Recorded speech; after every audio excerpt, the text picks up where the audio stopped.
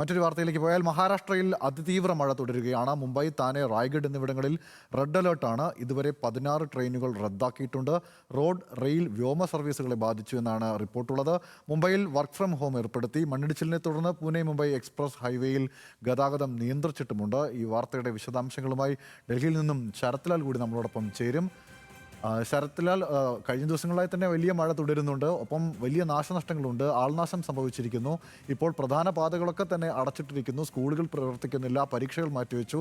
മഴക്കെടുതി രൂക്ഷമാകുകയാണോ മഹാരാഷ്ട്രയിൽ?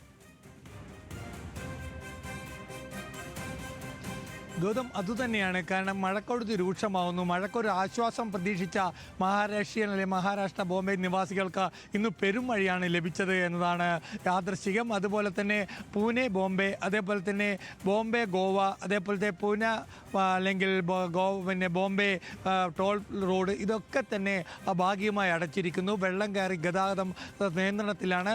അതുപോലെ തന്നെ ഏറ്റവും പ്രധാനം, നിയമസഭയും വിദ്യാലയങ്ങളും ഒക്കെ തന്നെ എല്ലാ സർക്കാർ ജീവനക്കാർക്കും ഓഫീസുകൾക്കും അവധി പ്രഖ്യാപിച്ചിട്ടുണ്ട്. ബോംബെ നഗരത്തിലെ വർക്ക് ടു ഹോമാണ് ഇന്ന് ഉച്ച മുതൽ നാളെ ഉച്ചവരെ സർക്കാർ ഉദ്യോഗസ്ഥന്മാർക്ക് സർക്കാർ വ്യക്തമാക്കിയിട്ടുള്ളത്, അല്ലെങ്കിൽ വർക്ക് ടു ഹോമാണ് പ്രഖ്യാപിച്ചിട്ടുള്ളത്.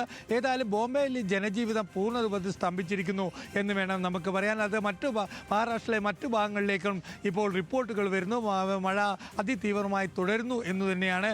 ഏതായാലും ബോംബെ നഗരത്തിൻ്റെ ജീവനാടിയ ബോംബെ ഗോവ എക്സ്പ്രസ് ഹൈവേ പൂർണ്ണരൂപത്തിൽ ഒരു അടച്ചിടലിലേക്ക് പോകുമോ എന്നതാണ് ഇനി നമുക്കറിയേണ്ടത്. ഏതായാലും ഭാഗികമായി ഇപ്പോൾ തന്നെ അടച്ചു കഴിഞ്ഞിട്ടുണ്ട്. അതേപോലെ ജമ്മു കാശ്മീരിലും കനത്ത മഴ തുടരുകയാണ്.